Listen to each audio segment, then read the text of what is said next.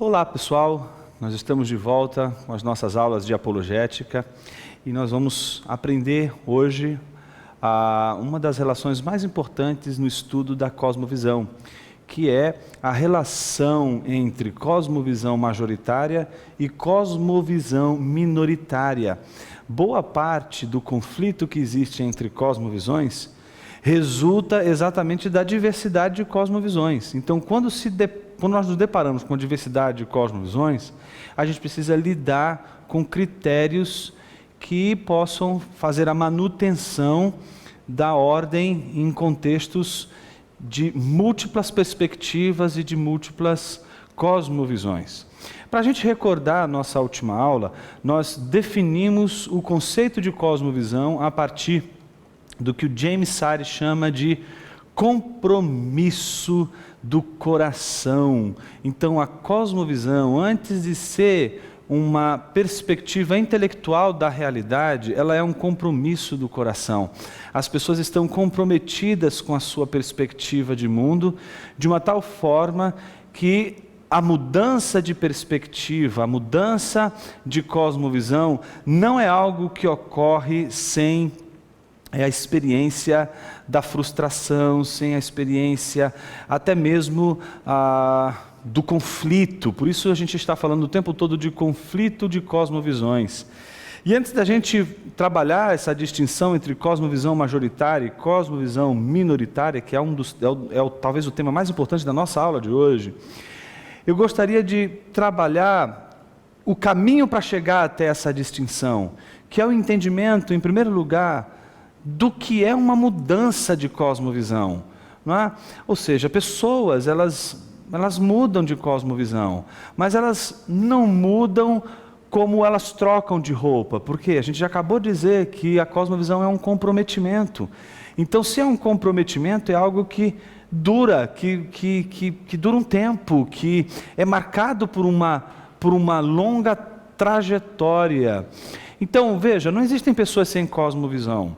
Então, uma pessoa que tem cosmovisão, ela no mínimo, ela tem essa cosmovisão a partir da cultura que ela vive, da família que ela nasceu, do contexto que ela nasceu, que ela vive, que ela tem trabalhado, desenvolvido toda a sua vida.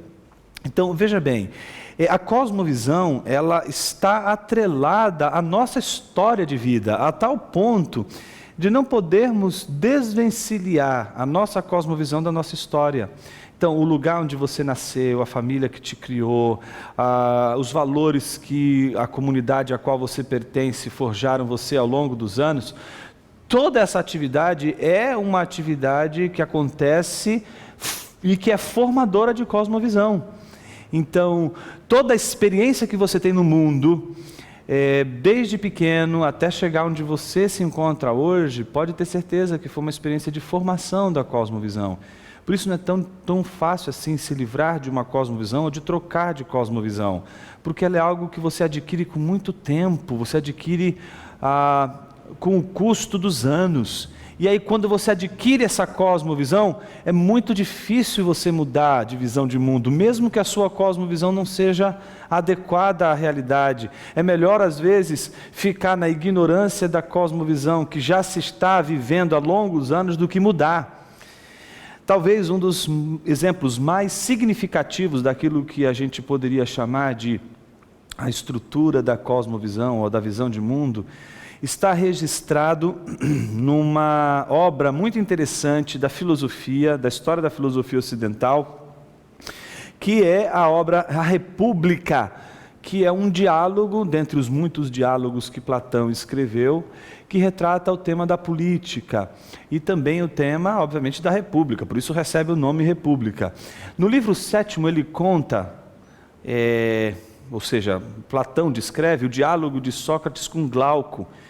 E Sócrates conta a Glauco uma alegoria, o famoso mito da caverna. Não sei se você está lembrado desse mito, mas esse mito é bem interessante. Diz que homens, desde pequeno, foram amarrados, acorrentados no fundo de uma caverna, ao ponto de não fazerem nenhum movimento. Eles não podem fazer nenhum gesto, nem para cima, nem para baixo, nem para os lados. Eles só podem ficar olhando para o fundo da caverna. Eles estão prisioneiros desta caverna e só podem olhar o que se passa no fundo da caverna. Atrás deles tem um muro e depois do muro tem um lugar onde o sol brilha e projeta tudo o que acontece atrás dos prisioneiros como se fosse uma projeção de um filme no fundo da caverna. Então homens atrás estão carregando utensílios, estão falando, conversando entre si, e ao passarem por trás desse muro, o sol reflete as sombras desses homens que carregam diversos utensílios no fundo da caverna. Mas os prisioneiros não sabem que existem esses homens, não sabem que o mundo funciona assim atrás deles. A única coisa que eles sabem e que eles enxergam e que eles podem enxergar é as sombras projetadas no fundo da caverna. A única coisa que eles acreditam que existe são as sombras. Mas o texto de Platão diz que num determinado momento um daqueles prisioneiros se liberta. E ao se libertar, duas experiências são fundamentais para a vida daquele prisioneiro. A primeira experiência é a da dor. Quando ele percebe que ele está livre, ele pode fazer um movimento, ele faz um movimento que ele não estava acostumado a fazer. E ao fazer, a primeira coisa que ele sente é dor. O que Platão quer mostrar é que todo o conhecimento da verdade provoca inicialmente uma dor. Ninguém conhece a verdade sem lidar com a dor, porque ela envolve um movimento que antes não se fazia. E agora você, ao fazer um movimento que antes você não fazia, você sente dor. Então, essa dor que é comum sentir quando a gente está diante de uma verdade e que a gente não gostaria de, obviamente, que ela colocasse em xeque todas as nossas convicções, e ela acaba colocando, isso gera uma dor, a dor de, puxa vida, eu passei anos aqui acreditando nessa história e essa história não é tudo o que eu precisava saber, tem muito mais coisa para saber e eu não me atinei a isso, porque eu estava prisioneiro e olhava só as sombras da caverna, só olhava para isso e só acreditava nisso, mas o mundo é mais do que isso. E aí você se depara com a dor de lidar com a decepção. Mas não só isso, quando ele acostuma com os movimentos, a dor vai sumindo, e aí ele pode fazer de fato um movimento que ele nunca fez na vida, que é virar e olhar o mundo atrás dele. E quando ele vira, ele dá de cara com o sol. E quando ele dá de cara com o sol, ele tem o segundo movimento do conhecimento, que é a cegueira. A luz é tão forte, ele não estava acostumado a olhar a luz daquele jeito, que quando ele vê a luz, a primeira coisa que ele fica é, por um momento, cego. Essa é a noção de alguém que se depara com a verdade. Primeiro, ele sente a dor de perceber que existe uma outra realidade, e que a realidade que ele achava que existia e que se reduzia apenas ao fundo da caverna, na verdade, não passava de uma ilusão. Existe um outro mundo, e agora a dor é que, puxa a vida, passei tanto tempo acreditando que era só isso, mas tem também isso aqui. E aí, quando se tem o poder de virar e fazer a virada para conhecer essa outra realidade desconhecida, você se depara com a luz que te cega, que é aquela sensação de ignorância, não é? Que é aquela sensação que faz você, diante do conhecimento, falar assim, puxa vida, eu não sei nada, eu precisava saber muito mais, eu achava que eu sabia alguma coisa, mas agora eu reconheço que eu não sei nada, preciso saber mais. E aí a sensação é de ignorância. Mas mais uma vez, assim como o prisioneiro da caverna precisou se acostumar com a dor para poder se virar de vez, ele agora precisa se acostumar com a luz. E aos poucos ele se acostuma com a luz, ao ponto da luz não mais afetar os seus olhos, e aí sim, ele consegue enxergar o mundo do outro lado. É tão interessante essa parábola, que é contada por Platão, né? E que obviamente descreve o Sócrates contando essa história. Ela é muito interessante porque ela descreve praticamente aquilo que nós cristãos chamamos de conversão. O que é a conversão? Não é? Essa mudança de mente, essa mudança de visão de mundo, ela é aquilo que provoca uma alteração na nossa vida, que faz a gente se sentir completamente ignorante. Como é que eu não sabia tudo isso que a Bíblia diz sobre o mundo? E aí quando a gente descobre, se depara com essa realidade, a gente se sente ignorante. E é muito difícil, num primeiro momento, a gente aceitar as verdades das Sagradas Escrituras. Por isso a gente conta com uma outra ação, que não é a ação do homem, mas é a ação do Espírito Santo. Aqui alguém poderia dizer, Jonas, então você está dizendo que platonismo e cristianismo são a mesma coisa? Não. Eles dizem quase que a mesma coisa, mas quando você percebe os dois, você descobre que um está de um lado, outro está do outro. Quer ver? Um exemplo bem simples. O cristianismo acredita que o conhecimento da verdade liberta, o platonismo também. O cristianismo entende que o conhecimento da verdade vai causar confronto, o platonismo também. Mas o platonismo diz que o homem se libertou, e o cristianismo diz que não. De que não existe a possibilidade do prisioneiro da caverna se livrar da caverna e das algemas por sua própria conta. O cristianismo entende que existe uma ação chamada, por Calvino, de testemunho interno do Espírito, que é a ação do Espírito Santo que convence o homem do pecado e que, portanto, liberta o homem para conhecer a verdade. Nenhum homem conhece a verdade das Escrituras se não for pela libertação que o próprio Espírito provoca na vida do ser humano. Então, existe libertação? Existe. A obra do Espírito Santo, ou segundo os cristãos e segundo os platônicos, a obra é da própria reflexão. É a própria razão que leva o homem a livrar-se de si mesmo, livrar-se de suas algemas e conhecer a outra realidade. Os cristãos já entendem que é impossível o homem se livrar das cadeias que impedem ele de conhecer a realidade das coisas, a verdadeira situação do homem e do mundo à sua volta, se não for pela ação do Espírito Santo. Então é muito parecido, sim, mas tem uma diferença enorme. A diferença está exatamente no fato de que o homem não é autônomo para se livrar das algemas que o impedem de conhecer a verdade. Mas o que a gente pode tirar de proveito dessa alegoria? É a experiência da conversão. A conversão, que é obra do Espírito na vida de uma pessoa, é aquilo que permite a pessoa agora ver o mundo com outros olhos. O mundo é o mesmo, você entende? É o olhar que mudou. Preste atenção no exemplo de Moisés. Aquele é um exemplo de conversão. Veja, ele está acostumado a ver todos os dias egípcios maltratando hebreu. Isso é comum, ele vê o tempo todo isso. É possível até que ele tenha feito alguma coisa? É possível? Pode ser sim, nada impede de ter sido. Mas fato é que era comum, ele estava acostumado a ver isso todo santo dia. Todo dia tinha um egípcio maltratando um hebreu. Acontece que depois de ele ter a consciência de quem ele é, da sua história, alguma coisa mudou. E o que mudou foi o mundo? Não, o mundo continua o mesmo, com egípcios maltratando hebreus. Mas o que mudou foi a visão, o olhar de Moisés. Quando o olhar de Moisés mudou, ele já não aceitava mais o mundo tal como ele estava vendo, tal como ele via antes. Então, o que antes ele achava normal, agora, com um olhar diferente, com a visão de mundo alterada, convertida, ele já não consegue mais ver aquela situação e achá-la normal. Tanto é que a primeira reação dele é uma reação até desastrosa. Ele vai e mata o egípcio que está maltratando o hebreu. E isso é reflexo da mudança de mente de uma pessoa. Geralmente é isso que acontece quando uma pessoa se converte. Quando uma pessoa se converte, ela percebe que o mundo mudou, mas ela ainda não está adequadamente preparada para esse novo universo, e por isso ela não consegue agir no mundo com a mesma naturalidade que antes, mesmo porque ela está agora numa situação de ignorância. Como é que eu lido com situações que antes eu nem me atinava?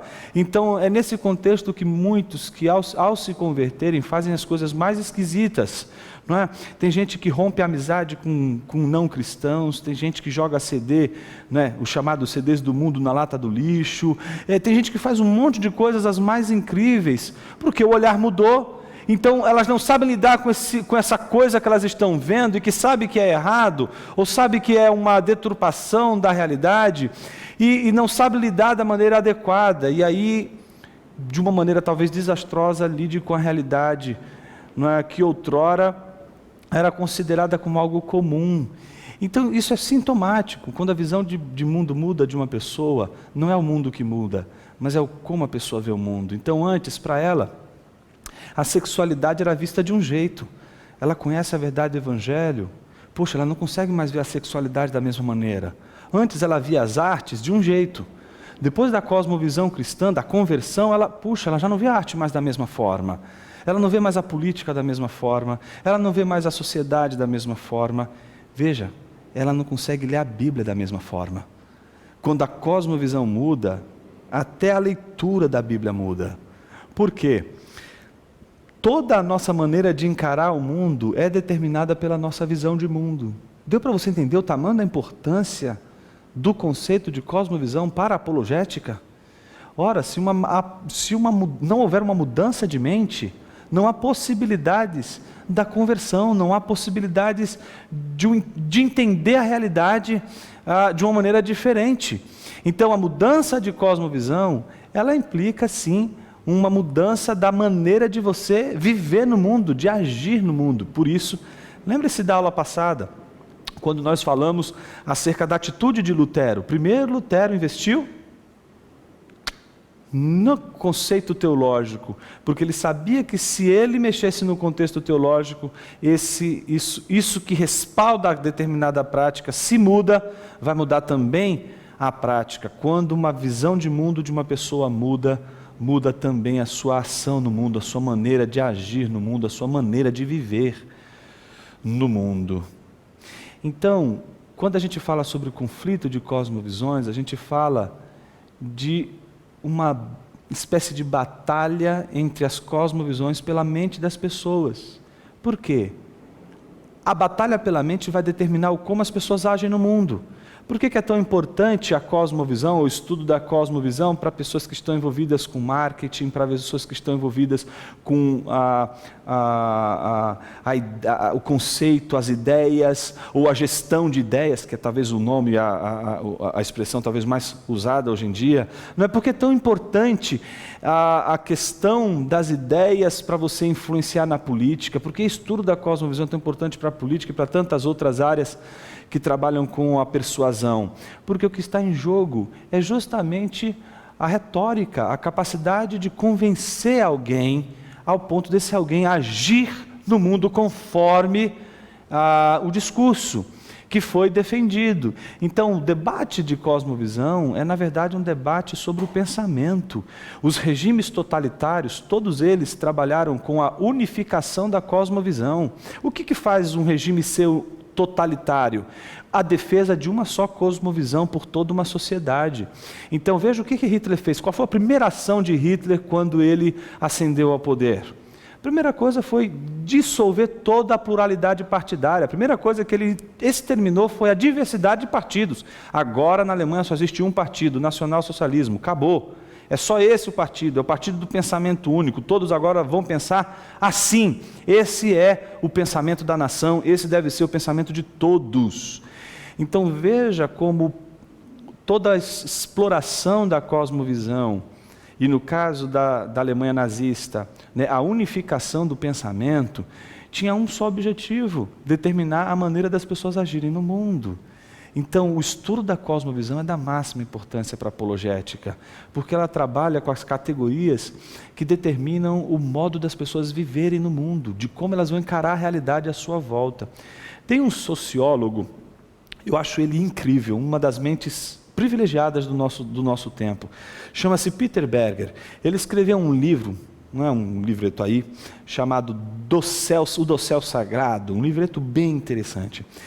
E lá ele desenvolve a tese das estruturas de plausibilidade, uma coisa que o D.A. Carson sempre está trabalhando nos livros dele de análise de cultura. Isso é no Cristo e a Cultura, no livro O Deus Amordaçado e tantos outros livros que ele trata da questão do secularismo ou da secularização, que é um dos temas do nosso curso aqui. A gente vai enfrentar esse tema daqui a pouquinho.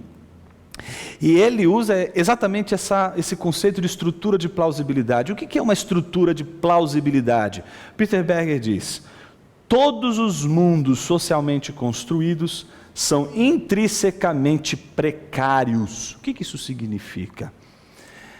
Veja, tudo que a gente constrói do ponto de vista mental, ele é precário. O que significa algo precário? Significa algo que precisa de manutenção. Por exemplo, esse púlpito aqui precisa de manutenção? Ele é precário? Claro que ele é precário, ele precisa de manutenção. E você vai me perguntar, por quê, Jonas? Daqui a 10 anos pode ser que, se você não cuidar desse púlpito aqui, aparecer um cupim aqui, você não tirar esse cupim, pode ser que esse púlpito já não esteja mais aqui. ele precisa de cuidado, porque a natureza desse púlpito aqui é precária, ele pode ser corroído, ele pode então, ao longo do tempo, ser deteriorado. O que o Peter Berger notou? Que cosmovisões, elas são precárias. Então, por aí você já deve imaginar o que eu estou querendo dizer por uma cosmovisão precária. Cosmovisão precária significa que se você não fizer a manutenção de uma cosmovisão, o que vai acontecer com essa cosmovisão? Ela vai ser deteriorada. Boa parte da cristandade, eu vou usar o termo cristandade sem nenhuma conotação pejorativa e nem tampouco determinando por cristandade o cristianismo europeu. Estou entendendo aqui por cristandade toda a tradição cristã, em todas as suas manifestações. Uma das coisas mais importantes que o Peter Berger trata quando analisa essa questão da precariedade é mostrar que todas as vezes que uma cosmovisão ela é deixada de lado, ela é preterida na tarefa da manutenção, ela sempre está num declínio na sociedade. E quando isso acontece, outra cosmovisão assume o seu lugar.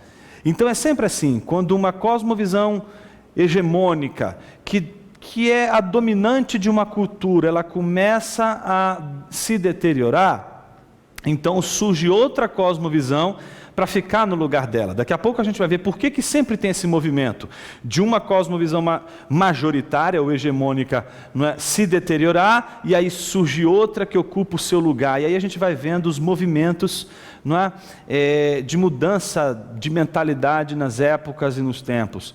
Então, o que a gente vê em primeiro lugar, e o que o Berger vai notar, é que essa deterioração da cosmovisão, ela começa quando aqueles elementos básicos de uma cosmovisão precisam ser reforçados. Então, se uma cosmovisão começa a reforçar as bases dela, ela já está dando sinal de deterioração. Então, por exemplo, uma igreja que ela começa a se preocupar com os elementos da fé e reforçar, dizer, gente, a gente não pode esquecer disso, é porque ela já está esquecendo e ela já está numa fase de deterioração. Por isso é preciso ser feita a manutenção o tempo todo, por isso a doutrina precisa ser o tempo todo reforçada, reafirmada, repensada, e repensada aqui não é modificar, mas repensar mesmo, literalmente pensar novamente aquilo que um dia já se pensou. Então, quando isso não acontece, a cosmovisão ela não é mantida e ela recebe a influência de outras cosmovisões. Por aí você já deve entender por que a gente está falando de conflito de cosmovisões e dizendo que existe uma relação entre tipos de cosmovisão. Algumas vão exercer influência sobre outras, entendeu? Então a gente vai ter cosmovisões diferenciadas numa sociedade, mas a gente sempre vai ter uma que é a dominante. Essa cosmovisão chamada dominante é aquela que nós denominamos como majoritária. Ora, essa denominação de cosmovisão majoritária para as cosmovisões hegemônicas não é uma invenção nossa, ela é fruto do trabalho e da pesquisa do Brian Walsh, que escreveu um livro publicado pela Cultura Cristã, chamado A Visão Transformadora. Esse é um daqueles livros que você não pode passar dessa vida para outra sem ler. É um livraço, principalmente para quem trabalha com apologética e que vai tratar dessas questões relacionadas à cosmovisão. Ele faz, nesse livro, A Visão Transformadora, uma distinção entre cosmovisões majoritárias e minoritárias. Preste atenção na definição do Brian Walsh. Cosmovisões minoritárias e comunidades alternativas sempre estão presentes em qualquer sociedade. Ou seja, toda sociedade possui uma diversidade de cosmovisões representadas por diversas tribos, comunidades, grupos sociais com suas perspectivas diferentes. Não é? E aí ele continua dizendo, quando a sociedade manifesta uma pluralidade de cosmovisões, veja o que ele vai dizer, sempre aparecem problemas. Claro, você tem várias perspectivas, em alguns momentos elas vão concordar, mas em outros momentos elas vão entrar em conflitos, porque não dá para as duas serem verdadeiras. Porque se forem as duas verdadeiras, a gente estará diante de uma contradição. Então, sempre vai ter algum ponto em que as cosmovisões vão discordar e vão entrar em conflito. Veja o que ele vai dizer, isso é importantíssimo para a aula de hoje, importantíssimo para a apologética.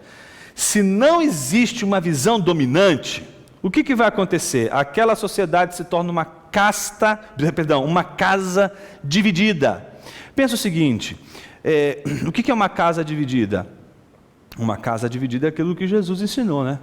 Casa dividida, pedra sobre pedra, não subsiste. Um vai matar o outro ali, um vai destruir o outro. É a lei de todos contra todos. Então a cosmovisão dominante, ela precisa aparecer na sociedade como aquela cosmovisão que é chamada de majoritária, exatamente porque é a função da cosmovisão majoritária, porque é aquela que está dando as cartas na sociedade, aquela que ocupa os lugares de importância e decisão da sociedade, é dela a responsabilidade de equacionar o ambiente, promovendo, principalmente se for um ambiente republicano, a diversidade das cosmovisões, protegendo cada uma delas de se matarem umas às outras. Então veja como ele conclui. Aquela sociedade não é tomada por uma pluralidade de cosmovisões, ela se torna uma casa dividida contra si mesmo e, inevitavelmente, experimentará uma desintegração cultural. Porém, quando há uma posição majoritária, quando uma cosmovisão domina as outras, a cultura deve lidar com as minorias de algum jeito. Ou seja, sempre vai ter uma cosmovisão majoritária e essa cosmovisão majoritária vai ter que lidar com as outras cosmovisões que são minoritárias. Cabe aqui uma observação importantíssima. Cosmovisão majoritária tem a ver com a quantidade? Tem a ver com a maioria? Alguém poderia dizer, Jonas, a cosmovisão majoritária é a cosmovisão da maioria das pessoas de uma sociedade? Não necessariamente. Uma cosmovisão, para ser majoritária, ela não precisa ser a cosmovisão que representa a maioria da população. Basta ela ser a cosmovisão que domina 3 pilares de uma cultura. Guarde bem isso aqui, 3 pilares de uma cultura. Se eu te perguntar, quais são os 3 pilares de uma cultura que determina o poder ou a conquista de uma cosmovisão em relação às outras? São 3. Primeiro, educação. Então, pensa aí, tudo que envolve educação, universidade, ensino, ministérios de educação de uma sociedade, tudo que envolve o caráter educativo, pedagógico de uma nação. Segundo pilar, tudo aquilo que envolve a legislação, a esfera jurídica, forense de uma sociedade. Pensa em todas as atividades que envolvem a confecção de leis e a manutenção do Estado democrático de direito, obviamente no Estado democrático de direito. Então, você pensa aí nos ministérios de justiça, nos advogados, nos juízes, no magistério como um todo. O terceiro pilar, as mídias. Então pensa aí no jornalismo, pensa aí em todas as redes sociais, os mecanismos de comunicação, as TVs, as emissoras de TV, rádio, internet. Ou seja, quando esses 3 pilares são conduzidos por pessoas que possuem uma cosmovisão semelhante, esta cosmovisão é a que dominará toda uma sociedade. Suponhamos que esteja ocupando a mídia, a educação e a justiça. Uma cosmovisão que por exemplo, a favor, vamos dizer uma coisa assim bem brutal mesmo, a favor da pedofilia. Mas a população, majoritariamente, a maioria dessa população, melhor dizendo, a maioria dessa população é contra a pedofilia. Pouco importa. Por quê? O que vai acontecer? A camada que ocupa as esferas da educação, da justiça e da mídia, ela é pró a pedofilia. Então, o que essa comunidade, que é a maioria, vai ser bombardeada? Ela vai ser bombardeada por cartilhas, vai ser bombardeada por novelas, filmes, vai ser bombardeada por leis, vai ser bombardeada por professores universitários, por toda uma camada de intelectuais que vão mostrar argumentos através de uma série de bombardeio midiático, um bombardeio na área da justiça, na área da legislação e na área da educação, a favor da pedofilia. E pouco importa, porque quem está decidindo tudo, quem está movendo as coisas e quem está dando o tom da discussão é sempre essa comunidade que não precisa ser a maioria da população, mas ela precisa ocupar exatamente os mecanismos que denominam ou que determinam a visão majoritária de uma cultura. Toda essa digressão foi para dizer o seguinte: estamos no Brasil. E o Brasil, como qualquer outra sociedade, possui cosmovisões. Há um conflito entre cosmovisões, existem diversas cosmovisões. A pergunta que eu lhe faço é a seguinte: qual é a cosmovisão majoritária? Alguém poderia dizer rapidamente, como acontece com qualquer sociedade secularizada, o secularismo, Jonas, e eu vou concordar com você. Realmente, a cosmovisão majoritária das sociedades ocidentais, em especial, são marcadas pela secularização. A cosmovisão secularista ocupa majoritariamente as esferas de domínio de cosmovisão na sociedade. O que eu estou querendo dizer com isso? Em algumas sociedades, ela pode representar até a maioria da população. Mas em outras, talvez no Brasil, isso é uma questão a se fazer, será que ela representaria a maioria da nossa população? Parece que não. Parece que a maioria da população brasileira teria um pensamento ainda mais conservador e ainda mais marcado pela influência cristã, principalmente de católicos e evangélicos. Mas é essa a cosmovisão que domina as nossas mídias? Quais são as cosmovisões, ou a cosmovisão que determina, por exemplo, como se lida com o aborto de anencéfalos? A gente viu como o Supremo trabalhou isso. E diante, por exemplo, de outras situações, como a que a gente vive no contexto hoje, de 2016, com toda essa dificuldade em torno das crianças que nascem com problemas no cérebro, num contexto que a gente ainda não sabe dizer se é por conta da Zika ou não, se está permitindo, não é, a possibilidade de discutir a questão do aborto com relação à questão dos problemas cefálicos desse contexto que a gente está vivendo hoje. Então a grande pergunta é: quem vai determinar isso? Se esse aborto ele é viável ou não? Quem que vai dominar esse debate? Por exemplo, a questão da sexualidade nas escolas, quem é que está dominando esse debate?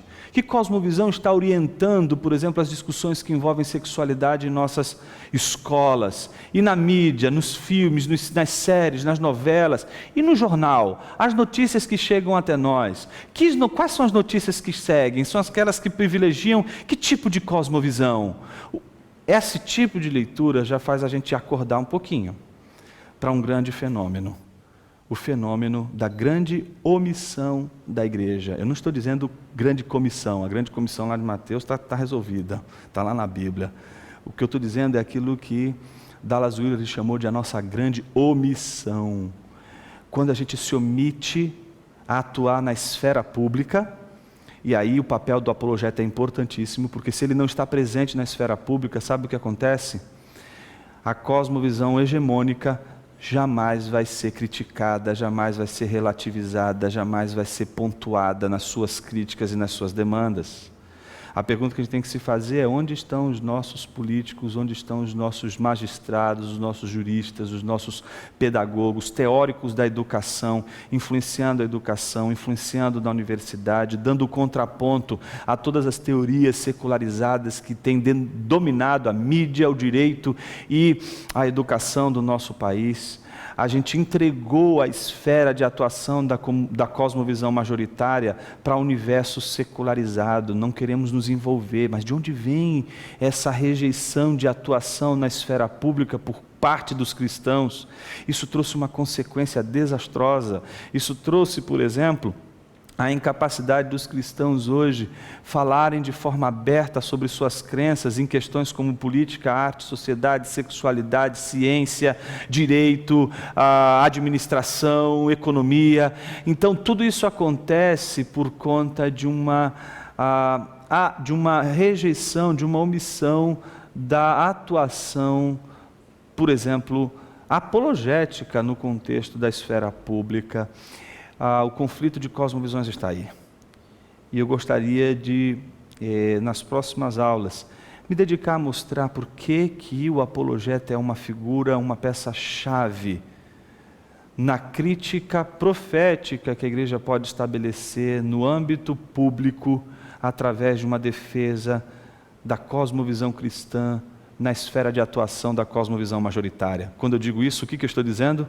A defesa de cristãos atuando nos 3 pilares que dominam a ação da cosmovisão majoritária, que é a educação, o direito e a mídia, a comunicação. Eu quero que a gente possa pensar nos próximos encontros exatamente sobre o grande desafio que hoje representa para a igreja, principalmente no Brasil, que é a formação de uma mentalidade cristã que seja capaz de pontuar o contraponto aos pensamentos abordados pela cosmovisão majoritariamente secularizada, que tem dado as cartas na educação, na justiça e na mídia do nosso país. No mínimo que é preciso, a gente ter um representante que seja de fato apto para estar ali, para discutir as questões, oferecendo alternativas para toda a sociedade e que de alguma forma reflitam a visão de mundo cristã. E é nesse sentido que a apologética tem muito a contribuir e é o que nós pretendemos nas nossas próximas aulas considerar. Em primeiro lugar, mostrar o grande desafio que é o secularismo. Em segundo lugar, mostrar o que nos impede de atuar de uma maneira relevante no contexto secularizado. E depois levantar algumas questões de ordem prática e que tem a ver exatamente com o nosso universo latino-americano, em especial o contexto brasileiro. Então, até a nossa próxima aula, não perca!